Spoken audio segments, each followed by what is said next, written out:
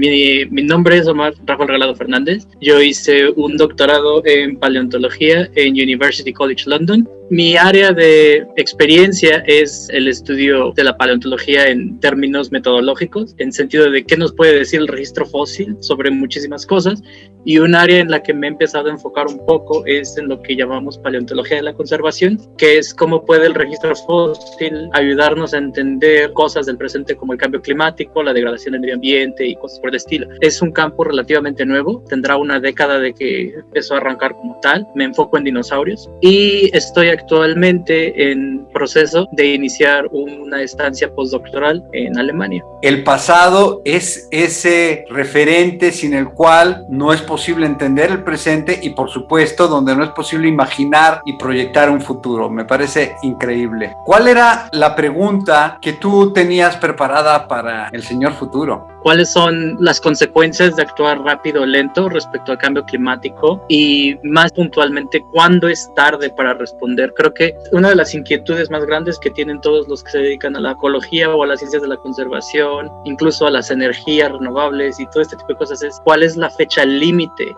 Actualmente usamos como modelos que nos dicen para estas fechas hay que reducir las emisiones de carbono a este punto, pero a ciencia cierta no sabemos cuándo es tarde, y principalmente es que muchas de estas preguntas se contestan de manera retroactiva, es decir, tal vez en 100 años alguien se ponga a pensar, bueno, para el 2015 ya era tarde, pero nosotros en el 2015 no lo sabíamos. ¿Qué hipótesis existen al respecto desde la ciencia de si ya se nos fue el tren? Pues dependerá mucho de a quién le pregunte uno. Si ya es tarde, tenemos que enfocar nuestros esfuerzos en adaptarnos más que en mitigar. Pero si todavía no es tarde, todavía tenemos tiempo de hacer mitigación, de prevenir que las cosas pasen. En el consenso paleobiológico es que tal vez tengamos que estarnos enfocando mucho en adaptarnos y en mitigar para que las cosas no empeoren. Pero uno de los indicadores de que tal vez ya es un poco tarde es que los ecosistemas ya empezaron a cambiar. Los ecosistemas, afortunado o desafortunadamente, no esperan la acción humana. Ellos responden al cambio y los ecosistemas resilientes actualmente ya se han modificado. Eso significa que nuestras estrategias de conservación ya no pueden ser, queremos regresar al ecosistema como era en el pasado, porque para ese ecosistema esas condiciones ya no existen. Vemos también, por ejemplo, que ya los patrones del clima ya empezaron a cambiar, los fenómenos meteorológicos también se hacen muy agresivos. Entonces tal vez no estemos tan tarde, pero tal vez ya estemos como en la fecha límite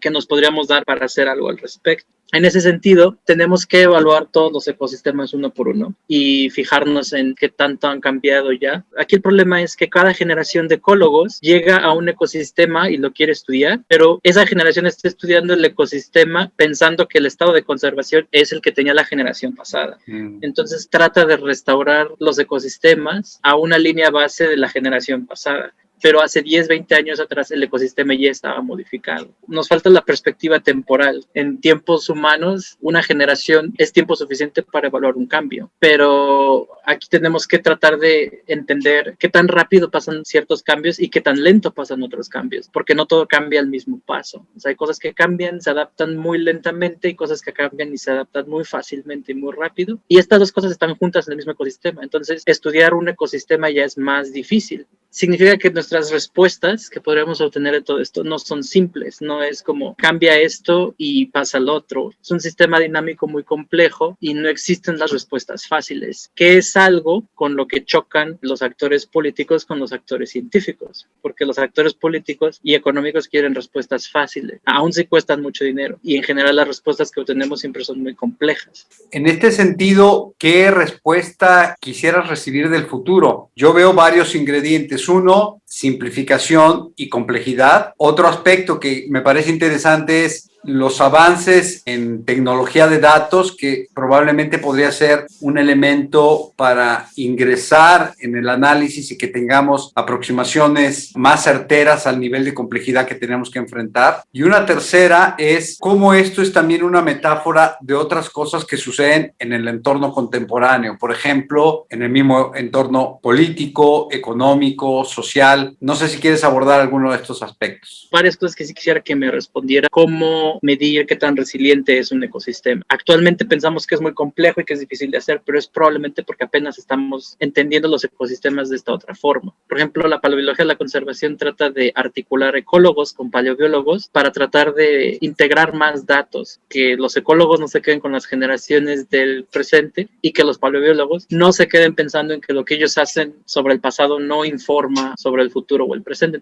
Esto se conectaría con cómo podríamos usar eso para guiar nuestras políticas de conservación. Cómo podemos articular la conservación de un ecosistema que está siendo degradado con lo que sería la conservación de un ecosistema que ya se empezó a adaptar al impacto humano. Remover ese impacto humano podría generar un nuevo cambio en el ecosistema y probablemente su degradación. Una cosa que usualmente pensamos que en las ciudades no hay organismos vivos, pero la naturaleza se ha incorporado dentro de las ciudades y como tal ya funciona como un ecosistema. Por ejemplo, en Londres los zorros ya se han acostumbrado mucho a la presencia humana. Esos zorros ya dependen de las interacciones con seres humanos para existir. En torno a las políticas, algo que me gustaría saber es cómo podemos articular las respuestas políticas, sociales y económicas entre lo que conocemos como el norte global y el sur global. Los ecosistemas europeos están degradados desde la revolución industrial. Son ecosistemas que respondieron a este cambio y se han ajustado a la influencia antrópica. Si nosotros lo vemos, por ejemplo, en Brasil, con las selvas, no están degradadas al nivel en que se hubieran degradado si la revolución industrial hubiera empezado muchísimo antes. Y actualmente el principal problema con las políticas de conservación es que para el sur global el cambio climático no es responsabilidad de ellos. Y si el norte tiene tanto interés en evitar que el cambio climático prosiga, tendría que subsidiar el progreso que ya no se le permitiría al sur global. Algo que siento que tal vez haga que coincidan es la urgencia, y eso es un poco preocupante. Es decir, cuando tanto Estados Unidos como Brasil se den cuenta que están sufriendo exactamente las mismas consecuencias, entonces ahí sería cuando ya el problema se vuelve urgente y tal vez para ese entonces ya es tarde. Si existe este futuro ideal en el que resolvimos nuestras diferencias, ¿qué se necesitó hacer? ¿Qué negociaciones tuvieron que llevarse a cabo para que estos acuerdos pudieran proceder? Hay una economista que se llama Mariana Mazzucato, que habla en un libro que publicó este año que se llama Mission, de que un modelo para el futuro tiene que ver con la manera en que el gobierno de los Estados Unidos lanzó la misión Apolo y cómo esto implicó que desde el gobierno se impulsara una meta, financiara profundamente su alcance, articulara a elementos privados, académicos, sociales, y que eso fue lo que logró después el éxito del alunizaje. Y ella indica, justamente por la complejidad de los problemas que tenemos ahora, incluyendo el ecológico, la necesidad de esta articulación alrededor de misiones. ¿Te suena sensato o cuál dirías que es la mecánica de aproximación a soluciones de este estilo?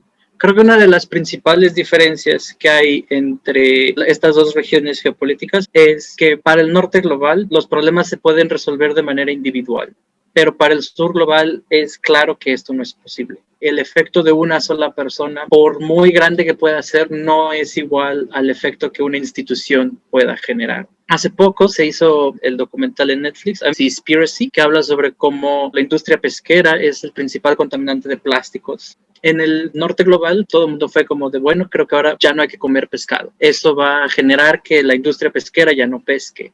En el sur global es más como, si nadie come pescado, eso no va a impedir que toda la basura que se produce por la navegación ya no se produzca. Hay un impacto individual que es importante, pero el mayor impacto no lo están generando los individuos, lo están generando las grandes corporaciones, las grandes empresas. En ese sentido, nuestra misión sería como articular que las industrias se vuelvan, lo que en inglés se dice como accountable, por su impacto ecológico. Uno de los ejemplos que me gusta mucho poner aquí es cuando British Petroleum empezó a hacer popular la idea de la huella de carbono, que cada individuo tiene una huella de carbono y que si reduces tu huella de carbono, pues entonces estás ayudando al medio ambiente. Y aunque sí es cierto, todos tenemos una huella de carbono, la huella de carbono individual es risible cuando se compara con la huella de carbono de cualquier industria. Por ejemplo, este año se empezaron a volver muy populares los non-fungible tokens y las blockchain, como estas criptomonedas y demás. Consume tanta energía como la consumen varios países europeos. Todo ese ahorro que esos países europeos han logrado hacer ya no tiene ningún sentido cuando se compara con la energía que se está gastando en criptomonedas.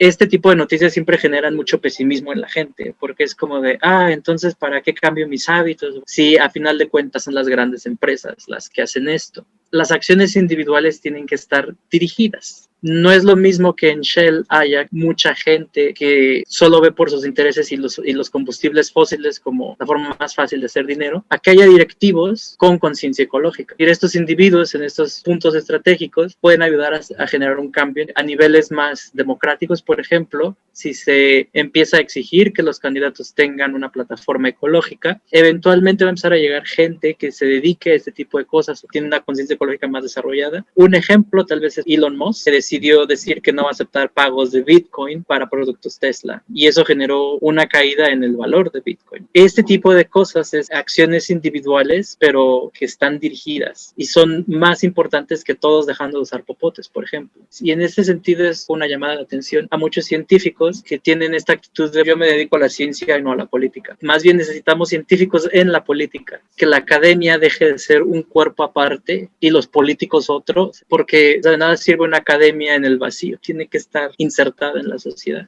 Claro, insertada en la realidad, ¿no? A mí me llamó la atención y no había yo caído en la cuenta hasta que revisé mucho más recientemente este discurso de Greta Thunberg en el que hablaba de la necesidad de un esfuerzo catedralicio. Es como cuando en la Edad Media se hicieron las catedrales, nadie limitó su esfuerzo, le dedicaron no sabían cuánto tiempo, no sabían cuánto dinero, el chiste era acabar la catedral. Estamos un poco en esa situación de, sin importar el esfuerzo, el tamaño de la tensión y la necesidad de articulación que tengamos que realizar, todos los estamentos sociales, digamos, para hablar otra vez en términos medievales, tienen que involucrarse en la solución. Un poco para terminar nuestra conversación, porque el futuro ya nos llegó, ¿qué mensaje te gustaría dejar? Es un mensaje que yo tuve que digerir por mi propia cuenta, que es nuestra relación con las malas noticias o con las noticias decepcionantes. En los 80s, un grupo de científicos en ExxonMobil hizo una predicción, una curva que decía cuánto dióxido de carbono se iba a ir acumulando en la atmósfera al ritmo de los 80s. La historia de ExxonMobil se empezó a descubrir hasta hace unos años con unos periodistas independientes. Empezaron a preguntarle a las personas que trabajaron en ExxonMobil. Fue cuando se descubrió que ExxonMobil sabía sobre el cambio climático 20 años antes de que se hiciera popular, gracias a, por ejemplo, los esfuerzos de Al Gore. Y aquí es cuando publican esta gráfica sobre las predicciones en los 80s y al 2020 es idéntica. Es decir, no ha habido ningún cambio. Todos estos movimientos ecológicos, todas estas nuevas energías renovables y todo esto no había generado ningún cambio porque estuvimos cambiando todas las cosas menos las cosas que desde el principio se hicieron evidentes. Se necesita reducir el consumo de combustibles fósiles, no solo su consumo sino su producción. Ese cambio que no sucedió siguió su curso y es como si todo lo demás que sucedió alrededor nunca ocurrió. Y al principio eso me desmoralizó mucho, pero creo que esa es la parte pesimista. La parte optimista es que a estas alturas es claro cuál es el camino a seguir. Tenemos ya evidencia empírica que demuestra que todos estos cambios políticos, sociales, económicos que se hicieron en esta década no eran los que se tenían que hacer. Y eso en ciencia es mucho más valioso que saber cómo algo funciona. Los resultados negativos son más importantes porque los negativos te dicen dónde meter dinero, qué métodos ocupar. Tal vez la catedral no es la catedral que queríamos, tal vez haya que construir otra catedral, pero este tiene que ser un trabajo continuo. En los círculos académicos, por ejemplo, no publican todo el camino lleno de experimentos fallidos, repeticiones y demás, de las que se aprendió. Algo que tendríamos que tener en cuenta es, pues los resultados negativos aún nos permiten aprender cosas.